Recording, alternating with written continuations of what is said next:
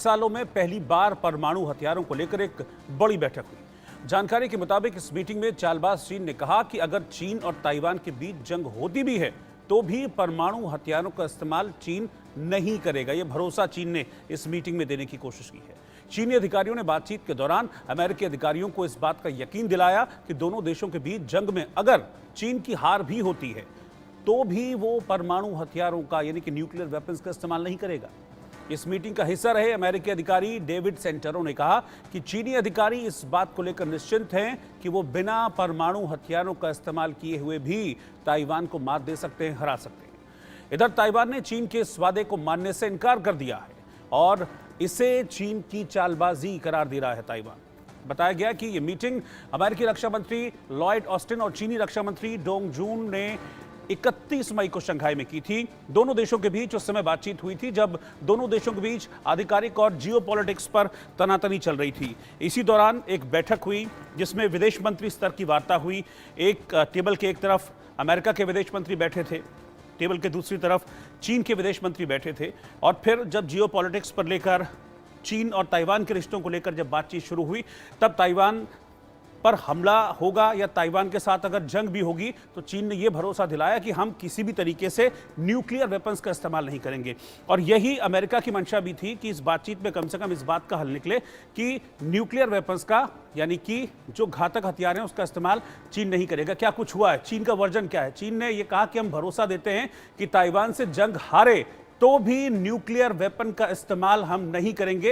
ये दोनों देशों के विदेश मंत्रियों के बीच जो बातचीत हुई है उसमें ये चीन का भरोसा आया है। अब अमेरिका का वर्जन क्या है? अमेरिका कहता है कि चीन ने परमाणु हथियारों में 20% तक का इजाफा किया है और 500 नए जो परमाणु वेपन्स हैं चीन ने डेवलप किए हैं और आने वाले वक्त में चीन अपने परमाणु जखीरे को बढ़ाकर 1000 तक ले जाएगा।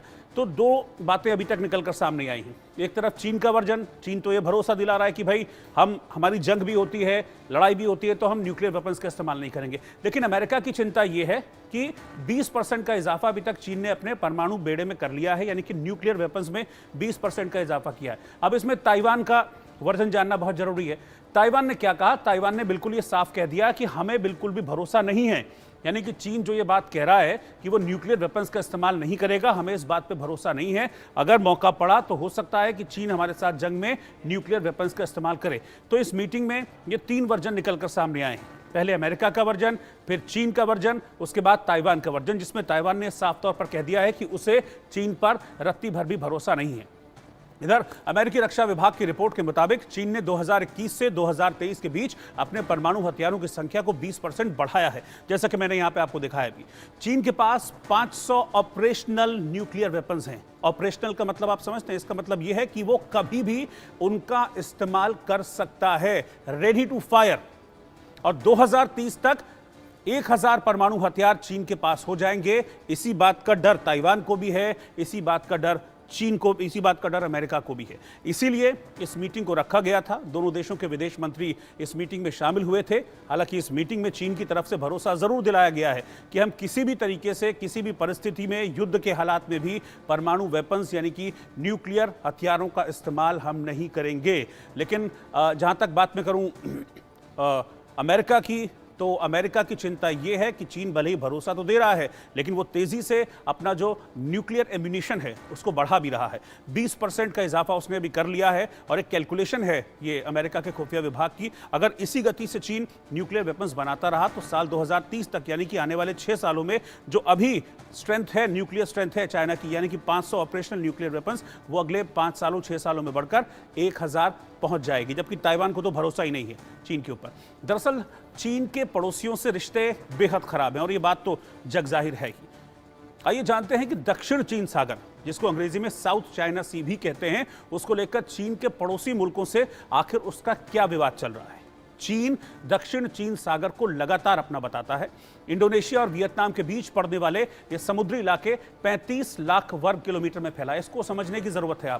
अब आप देखिए, ये जो लाइंस यहाँ पर ड्रॉ की गई है, ये तो पूरा का पूरा चीन है। ये जो इतना एरिया आप देख रहे हैं, ये है पूरा का पूरा चीन। लेकिन ये जो एरिया है, ये सारा का सारा, ये जो आप लाइंस यहाँ सब देख रहे हैं, ये नीचे से ऊपर, जिसमें आपको वियतनाम भी है, मलेशिया भी है, ब्रुनेई भी है, फिलीपींस भी है, ताइवान भी है, इनके बीच का जो एरिया जो आपको ब्लू ब्लू दिख रहा है, ये सारा का सारा, ये है दक्षिण चीन सागर। जिसको हम साउथ चाइना सी कहते हैं, और सारा का सारा विवाद इसी को लेकर है। अब आप समझिए, ये ताइवान है, तो ये ऑरेंज वाली रेखा जो है ये ताइवान का समुद्री क्षेत्र है। ये नेक्स्ट मैप के जरिए इसको मैं भी आपको समझाता हूँ थोड़ा सा और। चीन है, अब ये जो आइलैंड है, जैसे हाइनान आइलैंड है, वुडी आइलैंड है, ये स्कारबोरो है, ये वो एरिया है जिस पर चीन अपना प्रभुत्व दिखाता है कि ये वो आइलैंड्स हैं जिसको मैंने अपने कब्जे में कर लिया है। ये सारे के सारे आइलैंड्स पड़ते हैं साउथ चाइना सी में, यानी कि दक्षिण चीन सागर में। अब चीन क्या करता है कि इन तमाम आइलैंड्स पर कब्जा करने के बाद वो धीरे धीरे अपनी विस्तारवादी नीति को बढ़ाता है। जैसा कि हमने देखा भी था कि चीन ने अभी फिलीपींस के सैनिकों के साथ क्या किया। चीन के सैनिकों ने कुल्हाड़ियों से, हथियारों से फिलीपींस के सैनिकों पर अटैक किया था, उन पर हमला किया था। तो इसको अगर आप देखेंगे, इसको समझेंगे, तो आपको सारा का सारा जो विवाद है वो समझ में आ जाएगा।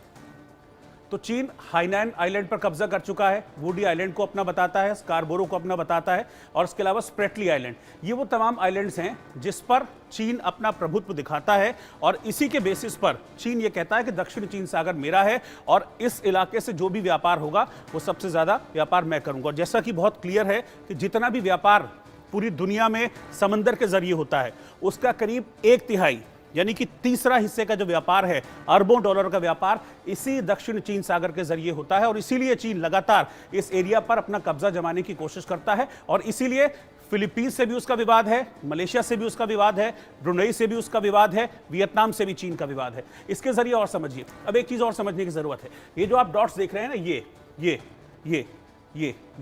ये 9 डॉट्स हैं। इसको अगर मैं डिफेंस की भाषा में समझाने की कोशिश करूं तो इसको 9 डॉट्स कहते हैं। और 9 डॉट्स मतलब वो एरिया जो कि दक्षिण चीन सागर में चीन जिसको अपना कहता है। अब इन 9 डॉट्स के आसपास जो जो कंट्रीज हैं, उससे सारा का सारा विवाद चीन का बढ़ता है। ताइवान से भी विवाद इसी वजह से लेकर है कि इस 9 डॉट्स के एरिया को चीन अपना बताता है। फिलीपींस से विवाद भी इसी वजह से है, मलेशिया से, इंडोनेशिया से विवाद भी इसी वजह से है, वियतनाम से विवाद भी इसी वजह से है। तो चीन के जितने भी पड़ोसी देश हैं, वो सारा का सारा जो उनसे विवाद है वो इसी साउथ चाइना सी को लेकर है चीन से, जिसकी वजह से पिछले दिनों हमने देखा था 17 जून को टकराव हुआ था चीन और फिलीपींस के सैनिकों के बीच में, जिसमें चीन के सैनिकों ने फिलीपींस के सैनिकों के ऊपर अटैक किया था और चीन के एक सैनिक जो है, फिलीपींस का जो एक सैनिक है, उसका अंगूठा भी कट गया था। एक और मैप के जरिए मैं आपको समझाने की कोशिश करता हूँ। इसको अगला मैप अगर आप दिखाएंगे तो नेक्स्ट मैप में मैं आपको बताऊंगा, इसमें और आपको क्लैरिटी मिल जाएगी। ये देखिए, इसमें और ये बोल्ड हैं, ये डॉट्स है ना, ये जिसकी मैं 9 डॉट्स की बात कर रहा था, 3, 4, 5, 6, 7, 8, ये पूरा का पूरा एरिया जो है, ये सारा का सारा इसको चीन कहता है कि मेरा है।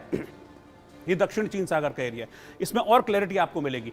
अब देखिए 9 डॉट्स के आसपास आप देखेंगे तो फिर से Taiwan, Philippines, Brunei, Malaysia, Vietnam, ये सारे के सारे वो देश हैं जो चीन के पड़ोसी देश हैं। इनसे विवाद सारा का सारा इसी विवाद को लेकर है कि दक्षिण चीन सागर में कौन व्यापार करेगा, दक्षिण चीन सागर में किसकी चलेगी।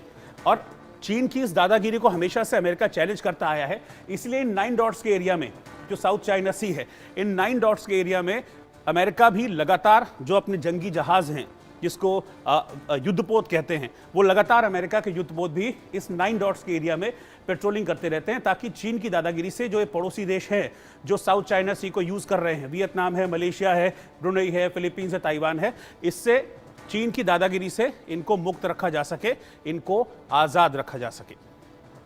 तो चीन ये दावा करता है कि वियतनाम के कुछ हिस्से, खासकर पैरासल आइलैंड, जैसा कि इसमें लिखा भी है, स्प्रेटली आइलैंड और दक्षिण चीन सागर के कुछ हिस्से उसके हैं। इन्हीं की मैं बात कर रहा हूं। देखिए, ये पैरासल है, ये स्कारबोरो है, ये स्प्रेटली आइलैंड है।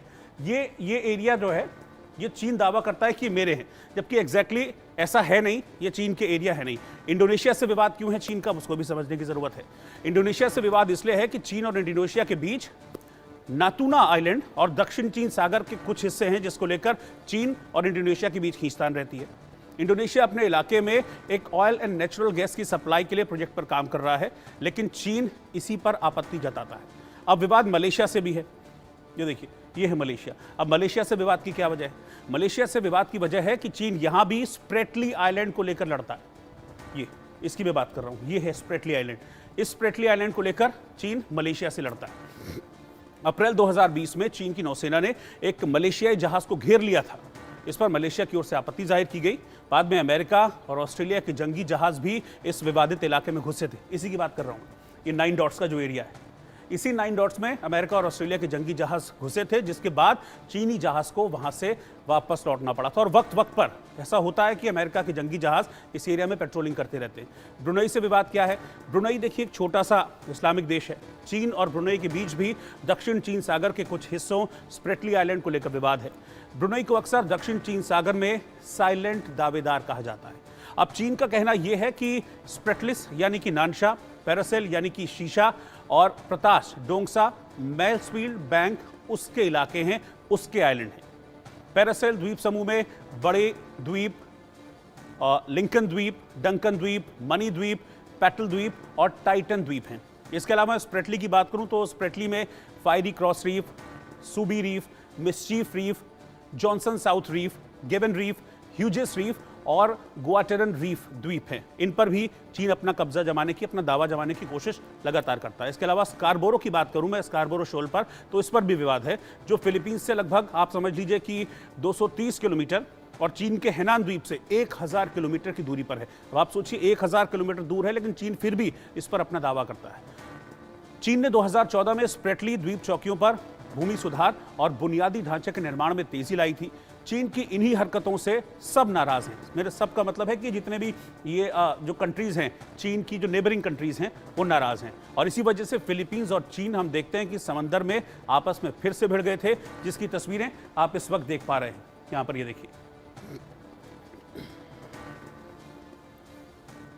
और इस वक्त संजीव श्रीवास्तव इस वक्त मेरे साथ जुड़ गए हैं, विदेश मामलों के जानकार हैं। संजीव जी, बहुत बहुत स्वागत है आपका इंडिया न्यूज़ में। चीन की सबसे लड़ाई रहती है सर, अपने जितने भी पड़ोसी हैं चीन के, हम देखते हैं कि भारत से भी रहती है, फिर चाहे वो वियतनाम हो, मलेशिया हो, अभी फिलीपींस में 2-4 दिन पहले हमने देखा क्या कुछ हुआ था। ये सब इसी वजह से है कि चीन अपनी दादागिरी पूरी तरीके से चाहता है साउथ चाइना सी में।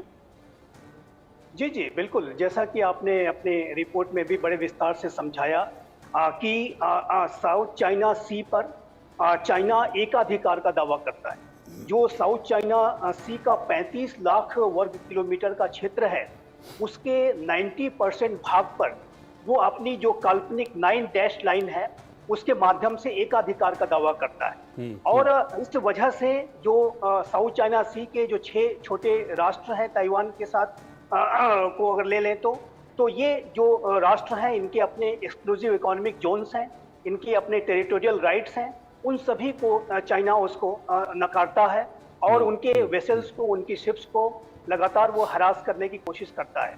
अभी आपने फिलीपींस के साथ जो घटना हुई उसमें देखा कि किस तरीके से चाइना के जो कोस्ट गार्ड के जो सैनिक हैं, उन्होंने फिलीपींस के नेवी के जो सैनिक थे उनके ऊपर हमला कर दिया। एक अधिकारी को अपने अंगूठे को भी गंवाना पड़ा और कई घायल भी हैं। तो ये जो चाइना की जो हरासमेंट की जो आक्रामक गतिविधियां हैं, वो एक बड़े चिंता का विषय है। और जाहिर है कि चाइना पूरे साउथ चाइना सी के और पूरे, मैं कहूँगा, इंडो पैसिफिक रीजन के जो डेमोक्रेटिक रूल्स बेस्ड ऑर्डर है, उसके लिए वो खतरा बन गया है। चाइना पूरे साउथ चाइना सी में, चाहे वो फ्रीडम ऑफ नेविगेशन हो, फ्रीडम ऑफ ओवरफ्लाइट हो, जो वहाँ पर अनइम्पीडेड कॉमर्स जो चलते रहना चाहिए, उसको वो बाधित करने की कोशिश करता है। जैसा कि आपने अपनी रिपोर्ट में बताया कि इस पूरे साउथ चाइना सी के क्षेत्र से पूरे विश्व में लगभग $3.5 ट्रिलियन का व्यापार होता है। जो एनर्जी सप्लाई जो चेन्स हैं वो वहाँ पर बहुत ही रोबस्ट हैं। और चाइना का स्वयं अगर आप देखें तो उनकी लगभग 65% जो एनर्जी सप्लाईज हैं वो इसी साउथ चाइना सी के क्षेत्र से गुजरती है। भारत का जो मैरीटाइम ट्रेड है वो भी 55% इस क्षेत्र से और मलक्का स्ट्रेट से होकर के गुजरता है। विश्व के जो अन्य जो राष्ट्र हैं और पूरे, चाहे जापान हो, साउथ कोरिया हो, वो सभी इस पूरे क्षेत्र से उनका बड़ा व्यापार होता है। और जाहिर है कि इस पूरे इतने महत्वपूर्ण व्यापारिक और सामरिक रूप से महत्वपूर्ण क्षेत्र पर अगर कोई एक राष्ट्र, चाइना जैसा राष्ट्र, एकाधिकार का दावा करे तो जाहिर है कि ये पूरे विश्व के लिए खतरे की बात है। और इसी वजह से फिलीपींस के द्वारा एक इंटरनेशनल ट्रिब्यूनल में एक केस दायर किया गया था और जिसका कि एक वर्डिक्ट आया था। ये जो इंटरनेशनल ट्रिब्यूनल है ये हेग में स्थित था और इसके द्वारा जो एक वर्डिक्ट 2016 में ही दिया गया था, जिसमें कि चाइना के जो 9 डैश लाइन के क्लेम को झूठा बताया गया था, उसे रिजेक्ट किया गया था। और ये कहा गया था कि ये जो आपका दावा है कि आप 9 डैश लाइन बना करके साउथ चाइना सी के 90% भाग पर अपना जो एकाधिकार का जो बात कर रहे हैं वो बिल्कुल गलत है। लेकिन चाइना ने उस इंटरनेशनल ट्रिब्यूनल के वर्डिक्ट को पूरी तरह से रिजेक्ट कर दिया। और आज भी आप देखिए तो किस तरीके से चाइना साउथ चाइना सी में अनेक आक्रामक गतिविधियां जी। और साजिशें रच रहा है। तो जाहिर है कि इस चाइना का की जो आक्रामकता है वो हम देख रहे हैं कि लगातार बढ़ रही है। राष्ट्रपति शी जिनपिंग के नेतृत्व का ये जो चाइना है वो अति महत्वाकांक्षी व्यवहार कर रहा है, वो जो है अग्रेसिव व्यवहार कर रहा है। एक मैं यहाँ पर ठीक है। अवश्य आपके दर्शकों को बताना चाहूंगा कि चाइना के एक पहले के राष्ट्रपति डेंग जियाओपिंग के समय में चाइना में ये सोच थी कि वो हाइड योर एबिलिटीज और बाइड योर ठीक है। टाइम अपनी ठीक है शक्ति सर, को मैं आपके छुपा पास करके आता हूं। रखो। मैं एक सवाल मुझे आपसे और पूछना है, लेकिन उससे पहले मैं थोड़ा सा यहाँ पर ये बता दूं अपने दर्शकों को कि ये समुद्री सीमा जो है वो कैसे तय होती है। तेरी सीमा मेरी सीमा ये कैसे तय होती है, फिर उसके बाद मैं आपके पास आऊंगा एक क्वेश्चन लेके। मेरा सवाल है, आप इस तरह से समझिए कि 3 तरीके होते हैं किसी भी समुद्री सीमा को तय करने के। तो मैं आपको बता दूं कि जो पहला तरीका है समुद्री सीमा तय करने का, वो पहला तरीका दरअसल ये एरिया वाइज होता है, माइल वाइज होता है। पहला तरीका है कि आधार सीमा, आप इसको समझिए, यानी कि 12 समुद्री मील, यानी कि 22.22 किलोमीटर के भीतर घुसपैठ करने वाले को पहले वार्निंग दी जाती है, और उसके बाद अगर वो नहीं मानता है, इसके अंदर आता है किसी भी देश की समुद्री सीमा के, तो फिर उसे फायर करने का अधिकार होता है, उसको मार कर मारने का अधिकार होता है। इस तरह की धमकी वहां पर दी जाती है। दूसरा तरीका यह है क्षेत्रीय सीमा, यानी कि 24 समुद्री मील, यानी कि 44.44 किलोमीटर की दूरी तक होती है। इस क्षेत्र पर उस देश का पूरा अधिकार होता है, बगैर परिसीमन के आने पर यहां मार गिराया जा सकता है। इसका तीसरा तरीका है EEZ, यानी कि 200 समुद्री मील, यानी कि इसको किलोमीटर में आप अगर समझें तो 370 किलोमीटर, जिसे एक्सक्लूसिव इकोनॉमिक जोन EEZ कहा जाता है। ये ऐसे में देश किसी भी तरह का समुद्री जो किसी भी तरह की इंटरफेरेंस होती है, घुसपैठ होती है, वो नहीं होनी चाहिए, उसको रोका जा सकता है। तो ये तरीके हैं किसी भी देश की समुद्री सीमा को तय करने के, और अगर इस समुद्री सीमा का उल्लंघन होता है तो फिर अटैकिंग हो सकता है, हमला किया जा सकता है, मार गिराया भी जा सकता है। संजीव श्रीवास्तव लगातार मेरे साथ बने हुए, मैं उनके पास आ रहा हूँ। सर, ये तो समुद्री सीमा का मैटर था, ये तो मैंने समझाया वहाँ पर, लेकिन मैं आपसे एक सवाल समझना चाह रहा हूँ कि अभी जो मीटिंग हुई थी अमेरिका और चीन के बीच, 31 मई को जो मीटिंग हुई थी, उसमें चीन ने ये कहा कि चाहे कुछ भी हो जाए, हम न्यूक्लियर वेपन इस्तेमाल नहीं करेंगे अगर हमारी जंग ताइवान के साथ होती भी है। क्या चीन की बात मानने योग्य है? क्योंकि ताइवान को तो भरोसा है नहीं इस बात को लेकर बिल्कुल भी। देखिए, ये जो वार्ता हुई थी यूएस और चाइना के बीच में, ये इनफॉर्मल टॉक्स थी। हाँ। ट्रैक 2 लेवल की जो टॉक्स थी, जो कि 2019 के बाद से अब जाकर के हुई है। पिछले 5 वर्षों में ये टॉक्स जो है रुकी हुई थी। राष्ट्रपति ट्रंप के कार्यकाल के दौरान इसे रोक दिया गया था। लेकिन ये जो यूएस और चाइना के बीच का ये जो डायलॉग है, ये मेरे असेसमेंट के मुताबिक एक सकारात्मक जो है डेवलपमेंट है, क्योंकि जो महाशक्तियों को आपस में कम से कम स्ट्रेटजिक कम्युनिकेशन बना करके रखना चाहिए। और स्ट्रेटजिक कम्युनिकेशन बने रहने से ये होता है कि महाशक्तियों के बीच में एक दूसरे के लोग लेकर के कोई भ्रम की स्थिति नहीं होती, कोई मिसकैलकुलेशन की संभावना कम से कम हो जाती है, किसी तरीके के ऐसे स्टेप्स को लेने की संभावना कम से कम हो जाती है जिसमें कि बिना किसी आधार के या किसी गलत निर्णय पर जाकर के कोई बड़ा कदम उठा लिया जाए। तो ये जो स्ट्रेटजिक कम्युनिकेशन के लिहाज से ये जो टॉक्स हैं, ये बेहद महत्वपूर्ण है। उसी तरह से मैं मानता हूं कि भारत और चाइना को भी आपस में टॉक्स करते रहने चाहिए, क्योंकि दोनों ही महाशक्तियां हैं। और सबसे बड़ी बात इसमें यह है कि आज की जो महाशक्तियां हैं, सभी के पास एटॉमिक वेपन्स हैं, और जो न्यूक्लियर वेपन्स हैं, ये वेपन्स ऑफ मास डिस्ट्रक्शन कहे जाते हैं।